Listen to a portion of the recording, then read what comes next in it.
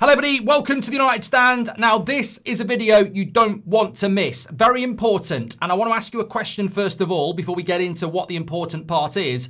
How much do you think Manchester United need to invest in this squad to make us consistently a top team in the Premier League, competing for the Premier League, which is where we should be? How much? And then think about where we are now, and then think about what Wilcox, Barada, INEOS and the Glazers have done over the last 2 years. Forget Carrick, forget Amorim, forget the arguments they want you to have, and open your eyes to the real issues that need calling out at Manchester United. I believe there is no intent to take us back to even being a top 3 club in the Premier League. I think the intent is to flirt with the Champions League spots and Europa League spots for the next 5 years, build a stadium and make a lot of money personally, while the fans keep funding it going, oh, will this work, won't this work? Now let's bring some interesting facts in here. Now with the use of ChatGPT, to be fair, let's shout them out on this. I asked 2 big questions. What is the average squad age of Manchester United compared to everybody else? And what is the rough valuation of our current squad?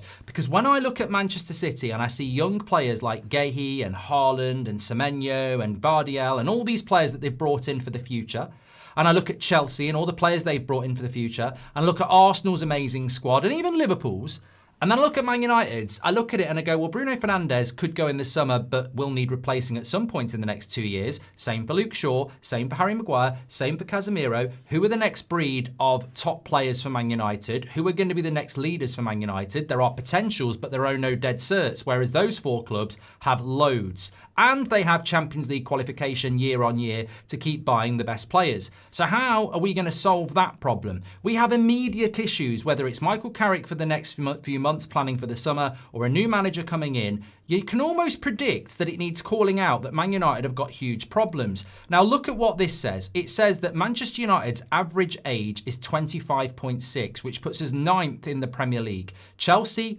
are first with 23.4.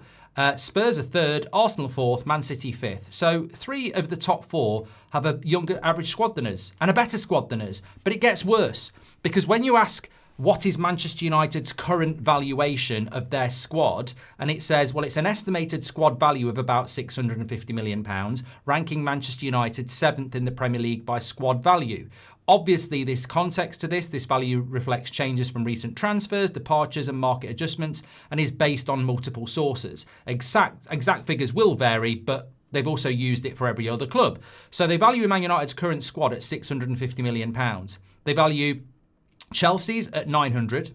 They value Liverpool's at 970. They value Manchester City's at £1 billion, and they value Arsenal's at just over 1.1 billion. So we're in trouble here. We're in big trouble here. We need major investment to that team. And we go back to the question I've just asked you, how much investment do you think we need? Well, according to AI and the data that's out there, our squad's worth about £700 million. Man City and Arsenal's is worth over £1 billion. And it's a bigger squad. So straight away, just to get close to them, you could argue that we need to spend about £400 million instantly. Obviously, their value of their squads could go up as they keep spending. That's if they stand still. We're a 200, 300, £400 million off their squads. And they've got younger squads and they've got better players. I mean, you look at Arsenal, you look at Man City, you look at Liverpool and you look at Chelsea. Yes, they do need improvements over the next year or two. But ultimately, how many leaders have they got?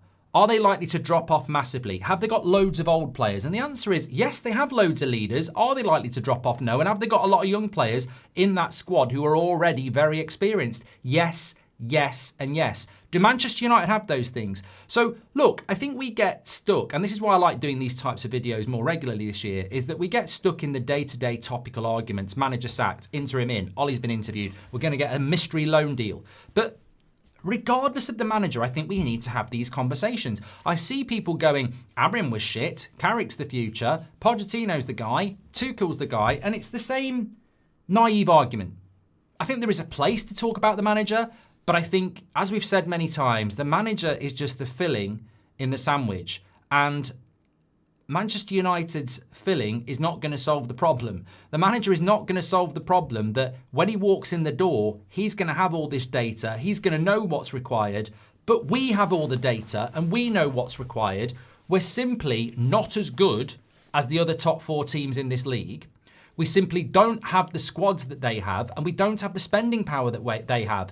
So you can talk about Ollie's at the wheel, Carrick's magic, Amorim, the next manager. We can talk about all of that. But pray tell me, if Pep Guardiola himself rang Jurgen Klopp up and said, I've got a really great idea, we only live once, let's go to Manchester United for free as a double act and take them back to the top. They can't do it on pure coaching. You walk in the door and you go, right, Bruno's the captain, but he hasn't really got much longer left here. Maguire's going, Casemiro's going, Luke Shaw's going. How am I replacing all of them and then filling the holes that I've got? And the only way to do that is to spend about £500 million very, very quickly. And we're sat here in January 2026 for the second January in a row, and we're not spending. So I think that the writing is on the wall. Like you can get excited about the short-term goals of a little bit of exciting football, beating Manchester City, maybe getting into the top four.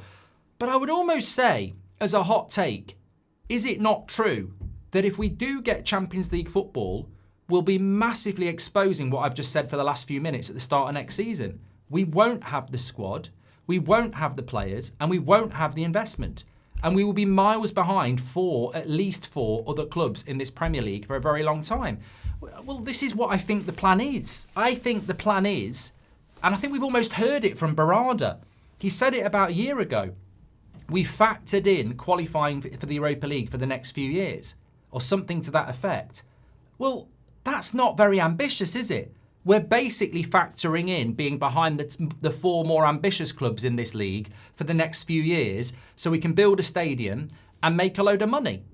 Well, how does that help me as a Man United fan? How does that help you as a Man United fan? That our owners are basically saying, we're not going to invest. And the January, and look, I'd love somebody to come in here and tell me I'm wrong, but if I'm wrong, why are we not doing anything in January? Why are we sat there in January happy to give £15 million to another sacked manager, but we're not happy to invest in the squad that the next manager is going to need to invest in?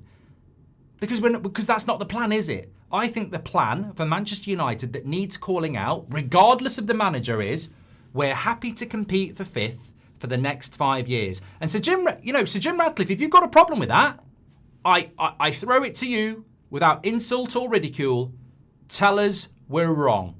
Tell us we're wrong. Explain to us why our squad is not very young. Explain to us why and look, I don't want us to build another Chelsea. That's not what I'm saying. The reason the average age of our squad is a lot older than a lot of other clubs is because we've got a lot of old players in our team that are going to need replacing. That's what I'm trying to say. The second point is more important. The value of our squad is half of that of Man City and Arsenal. So if you want to compete with Man City and Arsenal, you need to have a squad that good, that valuable. Well, you're cutting costs. You've spun the ultimate fake. Oh, we're reducing the wage bill. And some of our fans swallow it up. They go, oh, it's great. We've reduced the wage bill. We can't pay silly wages. If the value of our squad is nearly half of what Arsenal and Man City's is, and Arsenal and Man City are fighting for the league, have you figured it out yet? That's because they've got better squads. And if we want to compete with them, we need better players and more of them. And that's not Sir Jim's plan, is it, Sir Jim? So tell us we're wrong. Tell us what your plan is. And to be honest, it's a bit unfair to ask because the last few months have proven that whatever plan you've got, it's probably going to be a complete and utter mess anyway. But we do need to call this out. Like, it's very, very obvious. Yes, you can get lost in the topical nature of the manager and the interim and what's coming next. But what can they do in the face of facts that our squad isn't set up to be successful anytime soon without major investment that matches those above us? And we're not going to do it. I believe the club's plan is to be 5th or 6th every year and deal with Europa League or Champions League as the revenue that gets them through the next 5 years. Is that ambition? Is that what you want from Manchester United? Because I think that's what we're going to get. Let me know your thoughts. Very interesting for the start of the week. Something a bit different, but something that I don't think anybody can deny. And I'm very interested to listen to your comments. And do let me know how much you think it takes for us to be competing with Chelsea, Liverpool, Arsenal and Man City every year. Because I personally think £500 million. Considering Casemiro, Maguire, Bruno, Luke Shaw all need replacing in the next 18 months. and the holes that we've already got. I think £500 million for a start. Let me know your thoughts. Smash a like on the video if you like this type of video, and I'll speak to you on the next one. Take care.